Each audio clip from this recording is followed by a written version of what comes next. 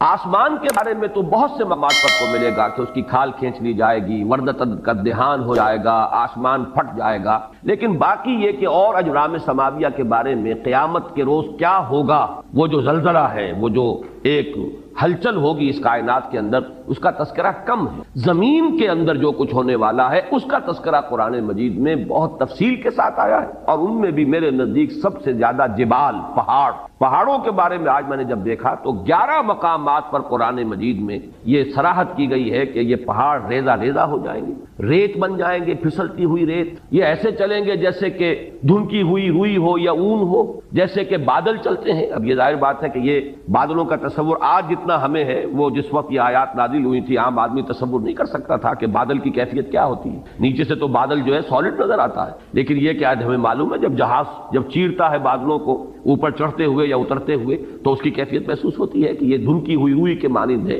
یا دھنکی ہوئی اون کے مانند ہے۔ تو پہاڑوں کے بارے میں قیامت میں جو کچھ ان کا معاملہ ہونے والا ہے یہ بہت تفصیل سے آیا ہے۔ میں ذرا تیزی کے ساتھ آپ کو وہ مقامات جو ہے وہ گنوا دیتا ہوں۔ سورۃ المرسلات جو ابھی زیادہ دیر نہیں ہوئی کہ ہم نے پڑھی تھی، اس میں فرمایا وَإِذَا الْجِبَالُ نُسِفَتْ، جبکہ یہ پہاڑ جو ہے یہ ریزہ ریزہ کر دیے جائیں گے۔ سورۃ النبأ میں آ چکا ہے وَسُيِّرَتِ الْجِبَالُ فَكَانَتْ سَرَابًا، یہ پہاڑ چلائے جائیں گے اور یہ ریت بن جائیں گے، اور ریت چمکتی ہوئی ریت، جیسے کہ کہیں صحرا کے اندر ریت چمکتی ہے تو سراب محسوس ہوتا ہے کہ جیسے پانی ہے، یہ پہاڑ بھی اس شکل کے ہو جائیں گے۔ سورۃ الکہف میں فرمایا وَيَوْمَ نُسَيِّرُ الْجِبَالَ، جس دن کہ ہم پہاڑوں کو چلائیں گے۔ سورہ طٰہٰ میں فرمایا وَيَسْأَلُونَكَ عَنِ الْجِبَالِ، یہ پوچھتے ہیں آپ سے پہاڑوں کے بارے میں، فَقُلْ يَنسِفُهَا رَبِّي نَسْفًا، کہہ دیجئے یہ پہاڑ تمہیں کو بڑی شے نظر آ رہے ہوں گے لیکن میرا رب تو ان کو ریزہ ریزہ کر دے گا۔ سورۃ النمل میں فرمایا وَتَرَى الْجِبَالَ تَحْسَبُهَا جَامِدَةً وَهِيَ تَمُرُّ مَرَّ السَّحَابِ، تم دیکھ رہے ہو پہاڑوں کو اور سمجھتے ہو بڑی ٹھوس چیز ہے، یہ تو بہت ہی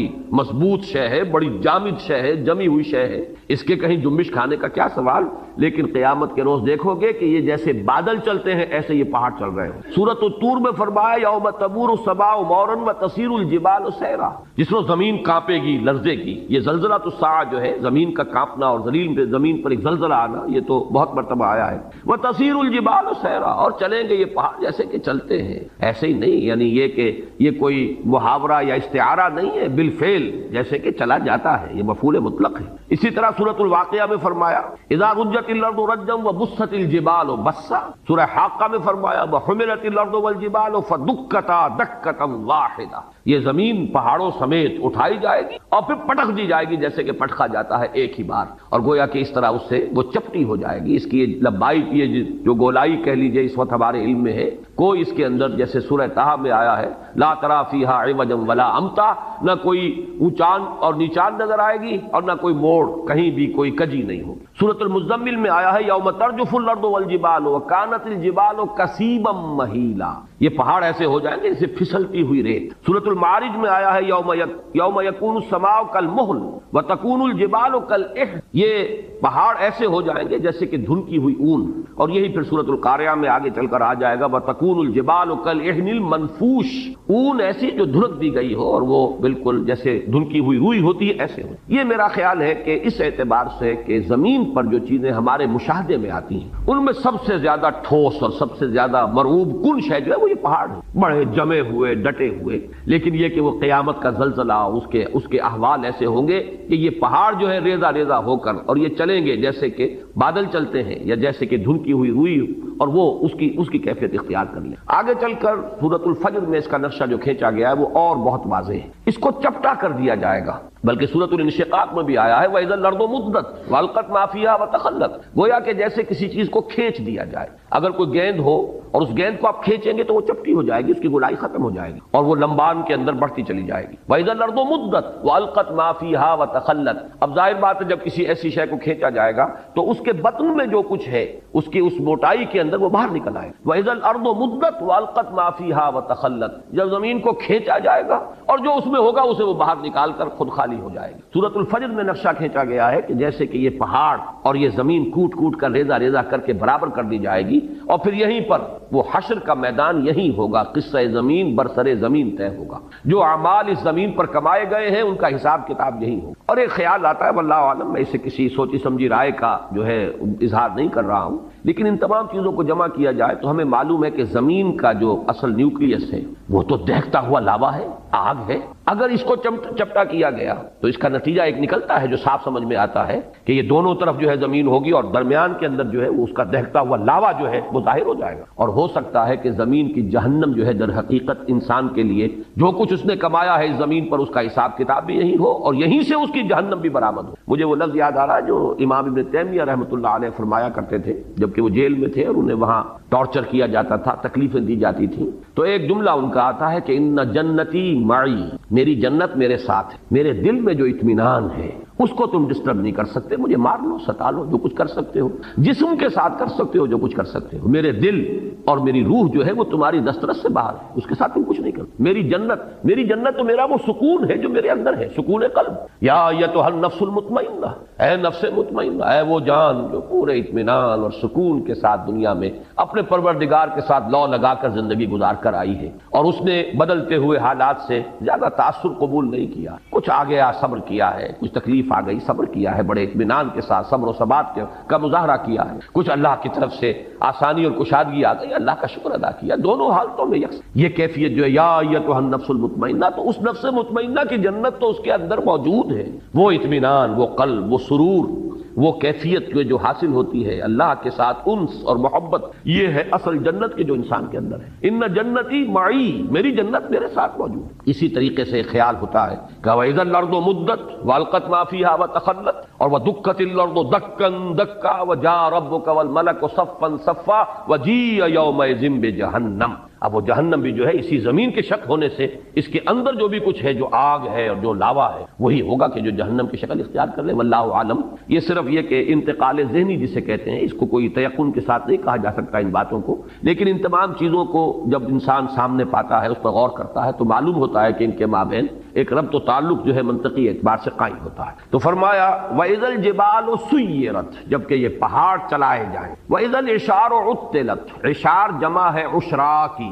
عشرا جو ہے اس اونٹنی کو کہتے ہیں جو گابھن ہو، حاملہ ہو اور 10 مہینے اس کے حمل پر بیت چکے ہوں، گویا کہ وضع حمل قریب۔ اب یہ چونکہ یہ صورتیں ابتدائی صورتیں ہیں اور ان کے پس منظر میں عرب کا خاص ماحول اور عرب کے احساسات، اہل عرب کے جو احساسات تھے، بادیہ نشینوں کی جو ان کی ویلیوز تھیں، جو ان کے اقدار تھے، جو ان کے سوچنے کے انداز تھے، وہ ان کے پس منظر میں ہے، اس لیے کہ وہی تو مخاطب اولین تھے ان آیات کے۔ عربوں کے ہاں سب سے بڑی دولت، جیسے کہ وہ آج بھی آپ کو معلوم ہے کہ ہمارے ہاں بلوچستان وغیرہ کے علاقے میں تو دولت کس شے کا نام ہے؟ مال کسے کہتے ہیں؟ بھیڑ بکریوں کا غلہ ہی مال، تو ان کے ہاں بھی یہی چیزیں تھیں اصل دولت، اور اونٹ ان میں بڑی قیمتی شے، اور ایسی اونٹنی کے جو گابھن ہے، جو اب بچہ دینے والی ہے، وہ تو پھر اس کے بعد دودھ بھی ملے گا، اور یہ کہ ایک اللہ تعالیٰ کی طرف سے احسان ہونے والا ہے، تو وہ انتہائی محبوب شے تھی، اس کی پوری وہ ٹہل اور سیوا کرتے تھے، حفاظت کرتے تھے، ایسے نہیں کہ ادھر ادھر کھلا چھوڑ دیں، اس کی پوری طریقے سے خدمت ہوتی تھی۔ تو وہ ہے عشرا، 10 مہینے جس کے ہو گئے، اور اشار اس کی جمع ہے۔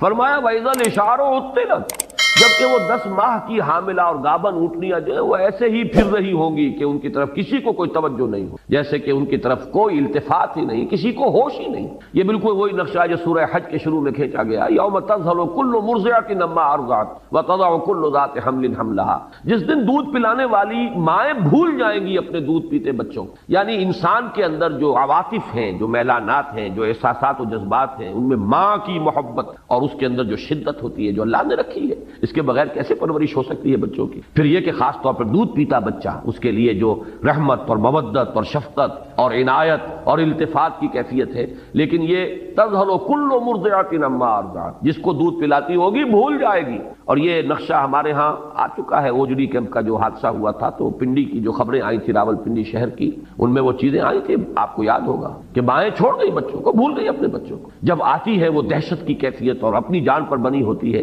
تو پھر بھول جاتے ہیں، اور یہ گویا کہ کسی کے یعنی جذبات کے اندر یعنی محو ہو جانے کا اور اپنی کیفیت ہی کے اندر پوری طریقے سے کھو جانے کی آخری کیفیت ہے کہ ماں اپنے دودھ پیتے بچے کو بھول جائے. یہی کیفیت وہاں ہے. وَإِذَا الْعِشَارُ عُطِّلَتْ، جبکہ یہ 10 ماہ کی گابن اونٹنیاں بھی کھلی پھری ہوں گی، پھر رہی ہوں گی، کوئی ان کا والی وارث نہ ہوگا. وَإِذَا الْوُحُوشُ حُشِرَتْ، اور جبکہ درندے وحوش یہ جمع کر دیے جائیں گے. یہ بھی ایک عام مشاہدہ ہے کہ جب کوئی ایسی آفت عرضی آتی ہے کہ سب کو جان کے لالے پڑے ہوں تو یہ درندے جو ایک دوسرے کے دشمن ہیں، وہ حیوانات، کہ ایک بکری اور شیر ہو سکتا ہے کہ وہ ساتھ ساتھ کھڑے ہوں اور بیٹھے ہوں اور وہ شیر بکری کو کچھ نہ کہہ رہا ہو. سیلاب کے زمانے میں عام مشاہدات آئے ہیں کہ سانپ نہایت زہریلے اور انسان ایک ہی تختے کے اوپر چلے آ رہے ہیں تیرتے ہوئے، اور سانپ جو ہے انسان کو نہیں کاٹ رہا اور نہ انسان سانپ کو کچھ کہہ رہا، اس لیے کہ پڑی ہوئی ہے، اپنی جان پر بنی ہوئی ہے. تو وَإِذَا الْوُحُوشُ حُشِرَتْ، جبکہ یہ درندے جمع ہو جائیں گے. گویا کہ دہشت کا عالم ایسا ہوگا، صرف انسان ہی نہیں، حیوانات بھی اس کی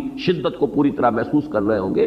درندے بھی اس کی وجہ سے اس کیفیت میں ہوں گے کہ انہیں بس اپنی ہی فکر لگی ہوگی اور کسی جانب کوئی ہوش اور التفات نہیں ہوگا. وَإِذَا الْبِحَارُ سُجِّرَتْ، جیسا کہ میں نے عرض کیا تھا یہ آیت جو ہے اگلی صورت میں آئی ہے. وَإِذَا الْبِحَارُ فُجِّرَتْ، سجرت اور فجرت ایک ہی معنی ہے. تنور کو جبکہ بھڑکایا جاتا ہے تو آگ اس میں سے نکلتی ہے، تنور کے اوپر سے آ جاتی ہے، یہ ہے تفجیر کے اصل معنی. جبکہ یہ سمندر جو ہے ابلیں گے، اس میں بھی وہ بات جو میں نے ابھی عرض کی ہے، بات سمجھ میں آتی ہے کہ وہ لاوا جو زمین کے اندر ہے اگر وہ اوپر آیا سطح کے قریب تو یہ تو گویا کہ ایسے ہی ہے کہ جیسے کسی بہت بڑی بھٹی کے اوپر جو ہے وہ ایک دیگ کے اندر پانی جو ہے بھرا ہوا ہو تو وہ تو ابلے گا، بری طرح ابلے گا. تو یہ سمندر جو ہے یہ ان کے نیچے اگر وہ زمین کا جو کور ہے زمین کا، اس میں اندر جو آگ ہے، جو لاوا ہے، جو حرارت ہے، وہ اگر اس زمین کے چپٹا ہونے کی وجہ سے اور اس کے کھینچے جانے کی وجہ سے وہ اوپر آئے گا تو گویا کہ سمندر جو ہے یہ تو ان کڑھاؤں کے مانند ہو جائیں گے جن میں پانی بھرا ہوا ہے، ان کے نیچے آگ دہکا دی گئی. تو وہی کیفیت جو ہے وَإِذَا الْبِحَارُ سُجِّرَتْ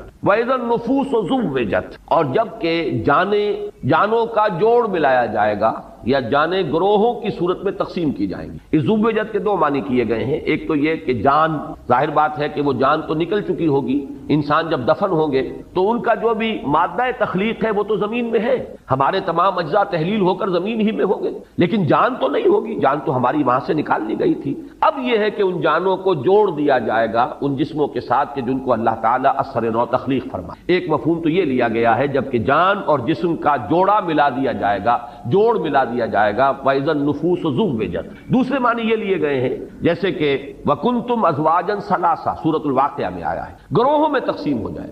بڑی تقسیم تو 3 گروہ ہیں. ایک وہ ہے فَالسَّابِقُونَ السَّابِقُونَ أُولَٰئِكَ الْمُقَرَّبُونَ، وہ تو اللہ کے مقرب بندے ہیں، بہت آگے نکل جانے والے سابقون. ایک وہ ہے جو اصحاب الیمین ہیں کامیاب ہو گئے ہیں داہنے والے لیکن بہرحال اس درجے کو نہیں ہے. اور تیسرے اصحاب الشمال ہے، جہنمی ہیں جن کو سزا دی جائے گی. پھر یہ کہ ہر ایک کے اندر گروہ بندی ہوگی، جیسے کہ فرمایا ایک حدیث میں کہ جنت کے دروازے ہیں متعدد، کسی دروازے سے بلایا جائے گا ان کو جن کو خاص طور پر نماز کے ساتھ دلی محبت، کسی دوسرے دروازے سے بلایا جائے گا باب الریان جن کو روزہ رکھنے کا خصوصی جو ہے ایک شغف تھا اور شوق تھا. تو تر و تازگی کا دروازہ ہے جنت کا، اس سے انہیں بلایا جائے گا. اور کسی کو صدقہ و خیرات سے زیادہ مناسبت تھی تو اس کا کوئی دروازہ اور ہوگا، وہاں سے بلایا جائے گا، آؤ اللہ کی راہ میں خرچ کرنے والوں، آؤ اس دروازے سے جنت میں داخل ہو جاؤ. تو یہ بھی تو مختلف گروہ ہو گئے. اور یہاں یہ نوٹ کر لیجیے اس سے مراد فرض عبادات نہیں ہے، وہ تو سب کو کرنی ہے، فرض نمازیں سب کو پڑھنی، لیکن جن کو نفلی نمازوں کا، تہجد کا، اشراق کا، عشاء اور جو بھی نمازیں ہیں، چاشت ہے، اوابین ہے،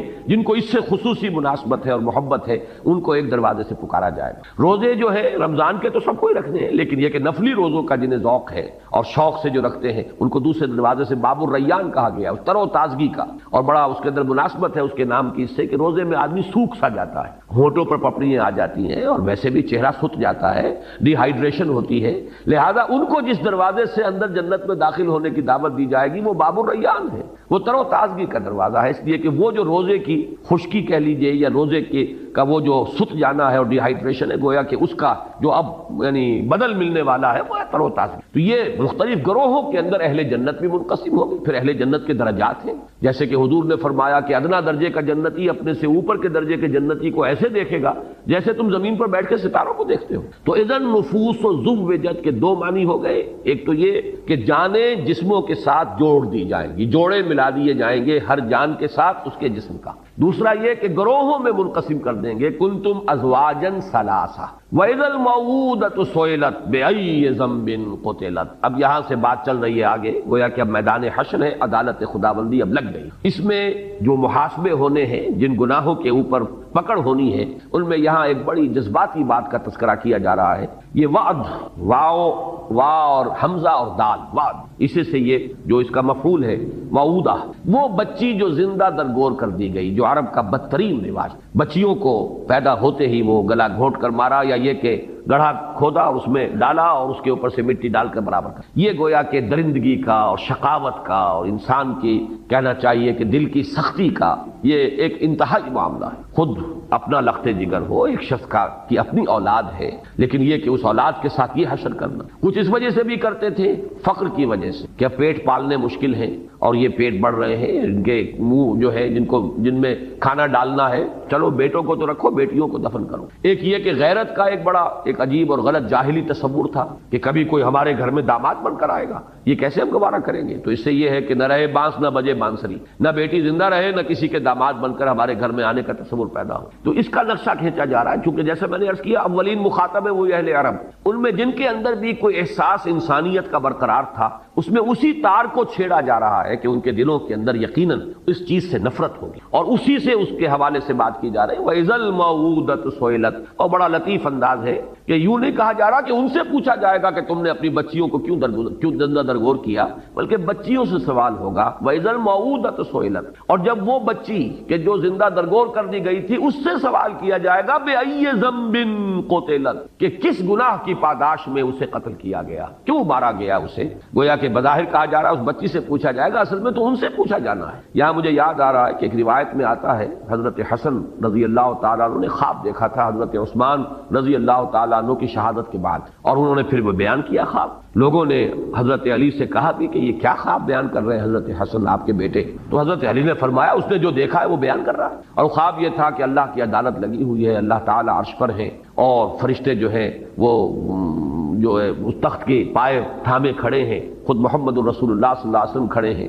اور ان کے ساتھ حضرت ابو بکر ہے، پھر حضرت عثمان، حضرت عمر ہے، اتنے میں حضرت عثمان آتے ہیں خون میں نہائے ہوئے اور اپنا سر اپنے ہاتھ میں لیے ہوئے، اور وہ آ کر فریاد کریں پروردگار پوچھ ان لوگوں سے کہ انہوں نے مجھے کس جرم کی پاداش میں قتل کیا ہے، کس گناہ کی پاداش میں مجھے شہید کیا گیا ہے۔ تو مجھے وہ واقعہ یاد آ گیا، وَإِذَا الْمَوْءُودَةُ سُئِلَتْ بِأَيِّ ذَنبٍ قُتِلَتْ۔ اس خواب کا بقیہ حصہ یہ ہے کہ عرش الہی تھرایا، اور پھر اللہ تعالیٰ کے غضب کا ظہور اس طریقے سے ہوا کہ خون کے دو پرنالے زمین کی طرف جاری کر دیے گئے۔ اس کی تعبیر ہے جنگ جمل اور جنگ صفین۔ وہ حضرت عثمان رضی اللہ تعالیٰ عنہ کی شہادت مظلومانہ جو ہے، یہ اللہ تعالیٰ کی طرف سے گویا کہ اس کی سزا ہے جو مسلمانوں کو ملی، کہ پھر 10,000 ایک جنگ کے اندر اور شاید 74,000 ایک جنگ کے اندر مسلمان جو ہے قتل ہوئے ہیں ایک دوسرے کی تلواروں اور تیروں سے۔ تو یہ دو خون کے پرنالے تھے جو عرش الہی سے زمین کی طرف جو ہے جاری کر دیے۔ وَإِذَا الْمَوْءُودَةُ سُئِلَتْ بِأَيِّ ذَنبٍ قُتِلَتْ، اور جب کہ پوچھا جائے گا اس بچی سے جو زندہ دفن کر دی گئی تھی کہ کس گناہ کی پاداش میں اسے قتل کیا گیا۔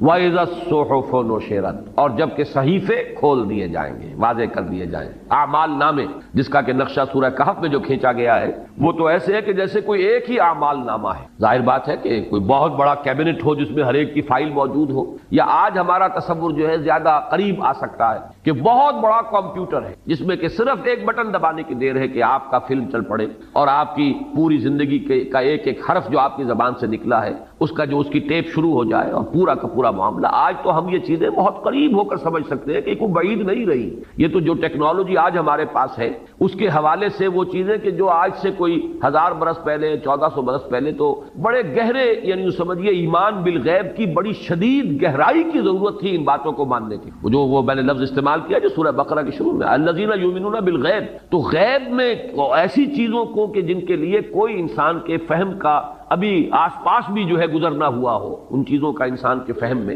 ان کو ماننے کے لیے تو ایمان بالغیب کی بڑی گہری اور بڑی ہی یوں سمجھیے کہ شدت کی ضرورت تھی کہ مانے کہ محمد اللہ کے رسول ہے، جو فرما رہے ہیں وہ حق ہے۔ لیکن آج تو یہ چیزیں ہمارے سامنے کی چیزیں ہیں، گویا کہ کوئی اس کے اندر استبعاد ہی نہیں رہا، ان کا ماننا قطعاً مشکل نہیں رہا، اس لیے کہ بٹن کے سائز کے ٹیپ ریکارڈر موجود ہیں، آپ کے ساتھ آپ کو شخص گفتگو کرنے آیا ہے، آپ کو پتہ بھی نہیں ہے، اور وہ اس کے ساتھ کی ریکارڈنگ بھی ہو رہی موجود ہے۔ اسی طریقے سے ووضع الکتاب فتر المجرمین مشفقین مما فیہ ویقولون یا ویلتنا ما لہذا الکتاب لا یغادر صغیرۃ ولا کبیرۃ الا احصاها ووجدوا ما عملوا حاضرا. جب وہ اعمال نامہ لا کر رکھ دیا جائے گا تو پھر دیکھو گے کہ لوگ کانپ رہے ہوں گے، ڈر رہے ہوں گے اور کہیں گے، پکار اٹھیں گے، یہ کیسا اعمال نامہ ہے، اس نے تو کسی چھوٹی سی چھوٹی مائنیوٹ ڈیٹیل کو بھی اومٹ نہیں کیا، بڑی چیزیں بھی چھوٹی بھی سب موجود ہیں، جو کیا ہوگا اپنے سامنے موجود پائیں. ولا یظلم ربک احدا، اور تیرا رب کسی پر ظلم نہیں کرے گا، ان کے اپنے کرتوت ہوں گے. آگے ہم چل رہے ہیں، وہ صورت بھی آ جائے گی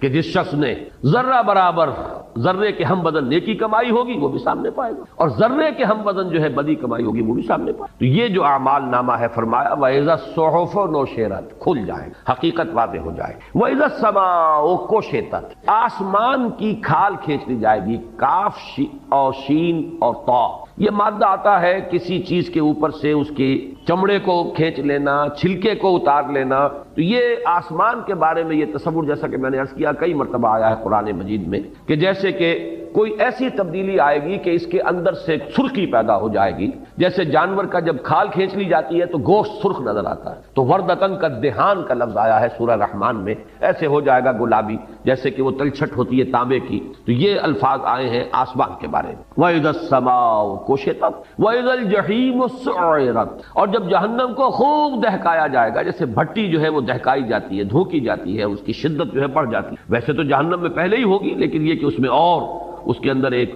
جوش و خروش کی کیفیت پیدا کی جائے گی. وَإِذَا الْجَنَّةُ أُزْلِفَتْ، ازلاف کے معنی کسی شے کو قریب لے آنا. اُزْلِفَتِ الْجَنَّةُ غیر بعید، وہ قریب لے آئی جائے گی اور کہیں دور نہیں ہوگی. تو یہ اگرچہ قریب ہوگی لیکن اور قریب آ جائے گی، آنکھوں کے سامنے آ جائے گی. اہل جنت جو ہے ان کے لیے گویا کہ تر و تازگی کا ایک پیغام. یہ سب ہے اس کا جو آخری بات جو میں عرض کر چکا ہوں، اس سب تمام فنومنا احوال قیامت. عالمت نفس ما احضرت، جان لے گی ہر جان کہ کیا اس نے حاضر کیا ہے، کیا لے کر آیا ہے، کیا کمائی تھی، کیا اس کے اعمال تھے، کیا افعال تھے، زبان سے کیا کام لیا تھا، کیا اس سے کسی بھلائی کے پرچار کا کام لیا تھا یا اس سے برائیوں کے فروغ کا جو ہے اس کو ذریعہ بنا دیا تھا. ہر شے عالمت نفس ما احضرت. یہاں آ کر فل سٹاپ لگ گیا ہے اس سورہ مبارکہ میں، لیکن در حقیقت یوں سمجھیے کہ اگلی سورت جو ہے اس میں یہ مضمون جو ہے گویا کہ اب پوری وسعت کے ساتھ سامنے. وہاں یہ ہے کہ اذا سے جو آیات شروع ہوئی ہیں وہ چار: اذا السماء انفطرت واذا الكواكب انتصرت واذا البحار فجرت واذا القبور بعثرت علمت نفس ما قدمت واخرت. پھر یہ کہ نقشہ جو کھینچا گیا، تو گویا کہ یہ حصہ جو ہے اس سورہ مبارکہ کا نصف اول، اس کا مثنیٰ جو ہے وہ تو ہے سورۃ الانفطار. البتہ اب جو حصہ آ رہا ہے سورۃ الانفطار میں اس مضمون کا کوئی سراغ نہیں ملے گا آپ کو. معنوی طور پر تو نسبت ہو جائے گی کہ آخرت میں ناکامی کا سبب نمبر ایک وہ ہے نبوت و رسالت کا انکار، اس کا تذکرہ ہو رہا ہے. اب وحی کو کہانت قرار دینے والوں سے اب گفتگو ہوگی. دوسرا سبب کیا ہے؟ آخرت کا انکار بھائی مانا کہ اللہ بڑا، یعنی جزا و سزا کا انکار. آخرت کا تو انکار نہیں لیکن جزا و سزا کا انکار. اللہ تو بڑا کریم ہے، بڑا ہی نکتہ نواز ہے، بہت ہی شان غفاری جو ہے اس کے حوالے سے آدمی کا دھوکہ کھا جائے. اس معنی میں تو ربط ہے، لیکن یہ کہ یہ مضمون اپنی جگہ پر نہایت اہم مضامین میں سے قرآن مجید کے جو اب یہاں سے شروع ہو رہا ہے. فلا اقسم بالخنس الجوار الکنس واللیل اذا عسعس والصبح اذا تنفس انه لقول رسول کریم. اس مضمون کے بارے میں ذرا چاہوں گا کہ آپ چند باتیں تمہیداً سمجھ لیں، اس لیے کہ جیسا کہ میں نے کل جمعے میں بھی اعلان کرتے ہوئے عرض کیا تھا کہ ایک بہت بڑی گمراہی جو مسلمانوں میں اس دور میں بھی پیدا ہوئی ہے جب فلسفے کا ہمارے ہاں زیادہ رواج ہوا ہے. فلسفہ یونان کی منطق، ارسطو کی منطق اور فلسفہ، اس کی روشنی میں یا اس کی ترازو میں جب کچھ مسلمان فلسفیوں نے، ابن سینا اور فارابی اور کندی، ان لوگوں نے جبکہ دینی تصورات کو ان پیمانوں میں ڈھالنے کی کوشش کی ہے، تو جہاں اور بہت سے مسائل پیدا ہو گئے، جبر و قدر کا مسئلہ پیدا ہوا اور بہت سے مسائل پیدا ہوئے. انہی میں سے ایک مسئلہ تھا وحی کی حقیقت، جس میں بہت بڑی ٹھوکر کھائی ہے ان فلسفیوں نے بھی. اور پھر اس دور میں بھی جو ہمارا اعتزال جدیدہ معتزلہ کا فتنہ ایک پیدا ہوا ہے جس میں کہ سر سید احمد خان مرحوم اللہ تعالیٰ انہیں معاف کرے، ان کی نیک نیتی پر مجھے شبہ نہیں ہے، اور مسلمان قوم کے ساتھ ان کا خلوص و اخلاص یہ بھی اپنی جگہ پر بالکل ابو کوسچن ہے، ابو ڈاؤٹ ہے، لیکن یہ کہ دینی معاملات میں جو انہوں نے دخل اندازی کی ہے اور خود ایک بڑے متکلم بن کر آئے ہیں اور تعبیرات جو ہے جدید پیش کرنے کی کوشش کی ہے جدید ذہن کو مطمئن کرنے کے لیے، وہ عقلیت قدیمہ تھی، یہ عقلیت جدیدہ تھی، اور ان دونوں کے نتیجے میں گمراہی پیدا ہوئی، اور وہ گمراہی وہی کے بارے میں وہی گمراہی تھی کہ جس کا یوں سمجھیے کہ ایک صدائے بازگشت میں تو کہوں گا، اس لیے کہ وہ خیال جو بھی پیش کیا تھا ڈاکٹر فضل الرحمان نے، اب مرحوم ہو گئے ہیں، ان کا بھی انتقال ہو گیا، ویسے ان کے بارے میں بھی جہاں تک میری معلومات ہیں، میری ملاقاتیں ہیں، یہاں تو بہت کم رہی ہیں لیکن امریکہ میں کئی مرتبہ ملاقات ان سے ہوئی۔ سن 68 میں آپ کو یاد ہوگا وہ تھے ادارہ جو ریسرچ اسلامک ریسرچ کاؤنسل ہے، ادارہ تحقیقات اسلامی، پہلے کراچی میں ہوتا تھا، اب پھر اس کے بعد اسلام آباد منتقل ہوا، اس کے ڈائریکٹر تھے، اور انہوں نے کتاب لکھی تھی اسلام انگریزی میں، اس میں وحی کی حقیقت کے بارے میں انہوں نے وہی خیالات پیش کیے جو سر سید کے تھے مرحوم کے اور جو ہمارے قدیم فلسفیوں کے، لیکن بہرحال وہ چونکہ گمراہی تھی تو اس کے خلاف طوفان اٹھا بہت، اور اسی کے نتیجے میں پھر انہیں پاکستان چھوڑ کر جانا پڑا۔ وہ گمراہی کیا تھی اسے سمجھ لیں، اور اس کے لیے بھی اس حقیقت کو سب سے پہلے سامنے لائی ہے کہ یہ قرآن کیا ہے، یہ حدیث اللہ ہے، اللہ کی حدیث، ایک ہے حدیث رسول، حضور کا فرمان، حضور کا قول، حدیث رسول، اس کے راوی اول کون ہوں گے؟ صحابی، راوی دوم پھر جو تابعی ہیں، وہ راویوں کا سلسلہ چلے گا یہاں تک کہ محدثین جو بڑے بڑے ہیں ان تک وہ راویوں کی جو ہے ایک سند کا سلسلہ جو ہے وہ چین وہاں تک پہنچے گی۔ پھر بلکہ ہمارے ہاں تو جو بھی علم حدیث کی تعلیم اور تدریس جس طور پر ہوتی ہے تو ہر محدث جو ہے وہ اپنی سند بیان کرتا ہے، میرا استاذ، اس کا استاذ فلاں، اس کا استاذ فلاں، اس نے اس سے یہ حدیث کا فن سیکھا ہے، اس نے اس سے حدیث کا فن سیکھا ہے، وہ امام بخاری تک پہنچا دیں گے، اور پھر امام بخاری کی جو سند ہے خود محمد الرسول اللہ صلی اللہ علیہ وسلم تک، وہ تو خود بخاری کے اندر موجود ہے، ہر روایت کے ساتھ موجود ہے۔ تو سند کی بڑی اہمیت ہے حدیث کے ضمن، اور سند میں جو راوی آتے ہیں ان راویوں کا ایک تو یہ ثبوت ملنا چاہیے کہ وہ ہم عصر تھے۔ اگر ایک شخص کہتا ہے میں نے اس سے یہ بات سنی تو آیا ان کا زمانہ بھی ایک تھا کہ نہیں تھا؟ کہیں اگر 100 برس کا فصل ہے اور کوئی شخص کہتا ہے کہ میں نے ان سے یہ بات سنی تو معلوم ہوتا ہے کہ غلط ہے، وہ تو درمیان میں کوئی لنک اور ہونا چاہیے تھا۔ تو ایک تو یہ کہ وہ کڑیاں متصل، پھر یہ کہ صرف زمانی اعتبار سے کڑیوں کا متصل ہونا کفایت نہیں کرے گا جب تک کہ ثابت نہ ہو کہ ان کی ملاقات کا ثبوت جو ہے یہ گویا کہ حدیث کے سند کے اور مستند ہونے کے لیے اہم ہے کہ جو راوی جس سے روایت کر رہا ہے اس سے اس کی ملاقات اور رویت ثابت ہے کہ نہیں۔ اسی کو سمجھیے کہ اللہ تعالیٰ کی حدیث اللہ، یہ قرآن، یہ وحی، اس کے راوی اول ہے حضرت جبرائیل علیہ السلام، اور راوی دوم ہے محمد الرسول اللہ صلی اللہ علیہ وسلم۔ پہلے تو سورہ حج کی جو آخری رکوع ہے اس میں جو مضمون آیا ہے میں اس کا حوالہ بھی دینا چاہتا ہوں کہ ان دونوں کو کڑیوں کو جمع کیا گیا ہے ایک آیت میں، اللہ یستفی من الملائکۃ رسلا ومن الناس، اللہ پسند فرما لیتا ہے، چن لیتا ہے فرشتوں میں سے بھی اپنے رسول کے معنی ہے ایلچی، پیغامبر، بھیجا ہوا، ارسلہ یرسل ارسالن سے کسی کو بھیجنا پیغام دے کر، جو بھیجا گیا وہ رسول ہے، مرسل بھی کہیں گے اسے جو بھیجا گیا اور رسول بھی کہیں گے۔ تو رسول چن لیتا ہے اللہ، پسند فرما لیتا ہے فرشتوں میں سے بھی، اللہ یستفی من الملائکۃ رسلا ومن الناس، اور لوگوں میں سے بھی۔ گویا کہ انسانوں تک اپنا پیغام ہدایت پہنچانے کے لیے اللہ تعالیٰ پہلے چنتا ہے فرشتوں میں سے ایک پیغامبر، وہ ہے حضرت جبرائیل علیہ السلام۔ پھر نمبر 2 انسانوں میں سے ایک پیغامبر، وہ مختلف رہے، کبھی نوح ہے، کبھی ہود ہے، کبھی عاد، کبھی حضرت صالح ہے، کبھی اور حضرت شعیب ہے، ابراہیم ہے، موسیٰ ہے، عیسیٰ ہے، یہاں تک کہ محمد الرسول اللہ ہے۔ تو یہ جو حدیث اللہ ہے قرآن مجید، اس کے راوی اول حضرت جبرائیل علیہ السلام، راوی دوم محمد الرسول اللہ صلی اللہ علیہ وسلم۔ حضور سے تو اب متصل ہے، سب کو معلوم ہے، حضور نے قرآن پڑھایا، صحابہ کو یاد کرا دیا، اس کا مذاکرہ کیا، 2 مرتبہ حضرت جبرائیل سے مذاکرہ ہوا ہے، آخری رمضان میں محمد الرسول اللہ صلی اللہ علیہ وسلم، اور سینکڑوں بلکہ شاید ہزاروں کی تعداد میں جو ہے حفاظ تیار ہو چکے تھے، اس لیے کہ سینکڑوں تو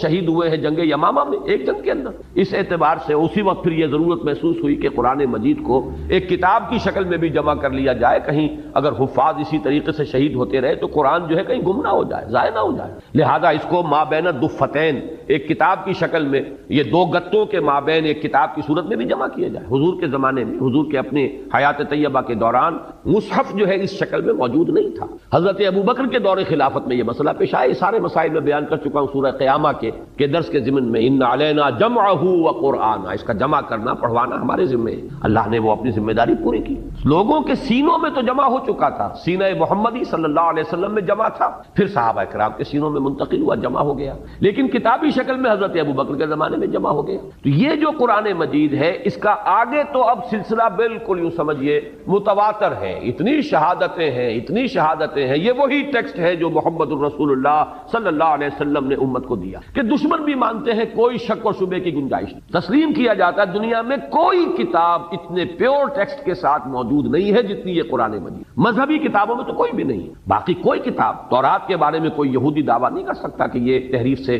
یہ خالی، یہ غلطیوں سے خالی، اس لیے کہ اصل تورات تو گم ہو گئی تھی. حضرت مسیح علیہ السلام سے کوئی 600 برس قبل نبوکدنضر نے جب حملہ کیا تھا بیبلونیا کے بادشاہ نے یروشلم پر، اور اینٹ سے اینٹ بجا دی تھی، اور 6 لاکھ یہودیوں کو قتل کیا تھا، 6 لاکھ کو قیدی بنا کر لے گیا تھا، ہیکل سلیمانی مسمار کر دیا تھا. اس کے بعد سے وہ اصل تورات دنیا میں نہیں، اصل انجیل نہیں ہے. اس لیے کہ اصل انجیل یا عبرانی میں ہو سکتی تھی یا سریانی میں ہو سکتی تھی. حضرت مسیح علیہ السلام کی زبان آپ کے زمانے میں، آپ شام میں رہے، ساری زندگی جو بھی تھی وہیں آپ نے بتائی، زبان وہاں عبرانی تھی، اہل علم کی، سریانی تھی، کولوکیل لینگویج. تو اب انجیل ہو سکتی ہے ممکن طور پر یا عبرانی میں یا سریانی میں، اور نہ عبرانی کا کوئی نسخہ موجود ہے اور نہ سریانی کا موجود ہے. جو سب سے قدیم نسخہ ہے وہ بھی یونانی ترجمہ ہے. تو معلوم ہوا کہ اصل انجیل تو نہیں.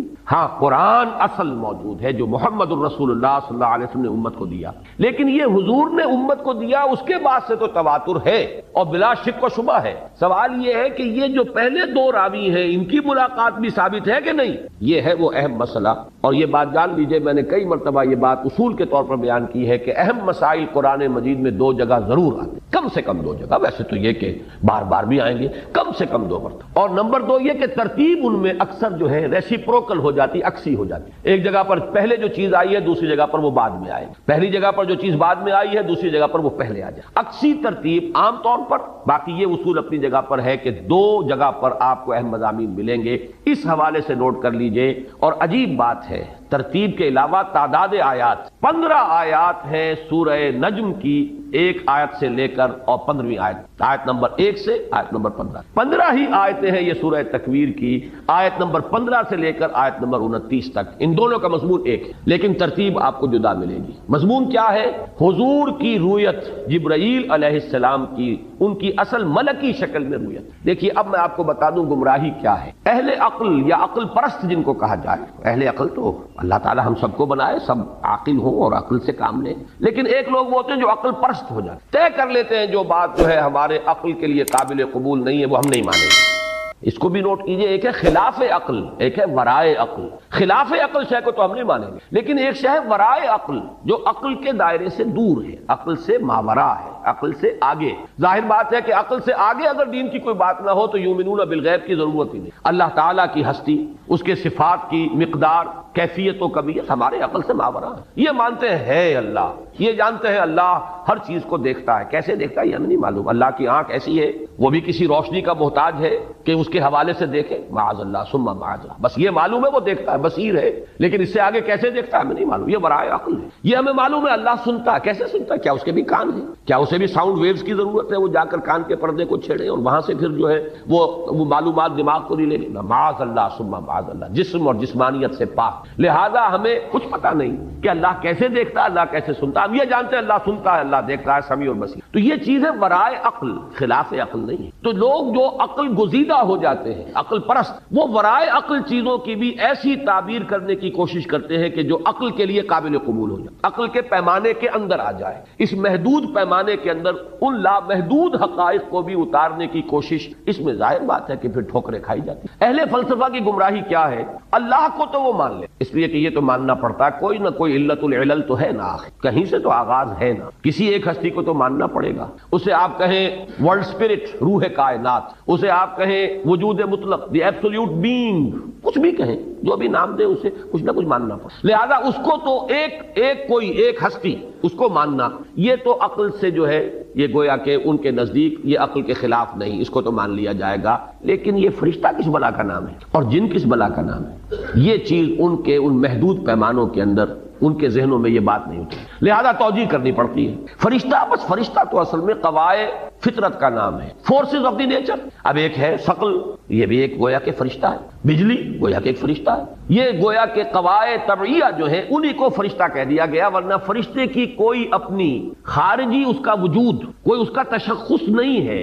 کہ اس کا کوئی شخصی وجود ہو، نہیں، بلکہ قوائے طبعیہ، فورسز آف دی نیچر کو فرشتے کہہ دیا گیا۔ جن کیا ہے؟ اجی کوئی علیحدہ مخلوق نہیں ہے، یہ خامخواہ مولویوں نے اس کا ڈھکوسلا بنا دیا ہے۔ جن تو کہتے ہیں مشتعل مزاج انسان، اکھڑ، لڑ پڑنے والے، تھوڑی سی بات کے اوپر مشتعل ہو جانے والے، کیونکہ مشتعل ہو جاتے ہیں وہ، لہذا کہہ دیا گیا کہ وہ آگ سے بنائے گئے ہیں۔ جیسے کہ ہم کہتے ہیں وہ فلاں غصے میں آگ بگولا ہو گیا، تو اسے آگ تھوڑا ہی ہو جاتا ہے، وہ انسان ہی رہتا ہے۔ یہ صرف ایک استعارہ ہے کہ ہم نے کہا وہ غصے میں آگ بگولا ہو گیا، ایسے ہی استعارتاً کہہ دیا گیا ہے کہ جن جو ہے وہ آگ سے پیدا کیے گئے، ورنہ وہ بھی انسان ہیں، انسانوں ہی میں سے جو اکھڑ قسم کے اور جو مشتعل مزاج لوگ ہیں ان کو جن کہہ دیا گیا۔ یہ ہے تعبیرات جنہوں نے کہ ایک بہت بڑا مسئلہ کھڑا کر دیا۔ اگر فرشتے کا کوئی خارجی وجود نہیں ہے، کوئی پرسونیفائڈ ایگزسٹنس نہیں ہے، تو پھر یہ وہی کون لے کر آئے؟ اب آپ کو معلوم ہے کہ ایمانیات ثلاثہ میں سے توحید، ایمان باللہ، پھر ایمان بالرسالت، ایمان بالآخرہ یا معاد، تو ایمان بالرسالت کی ساری بنیاد وہی پر قائم ہے۔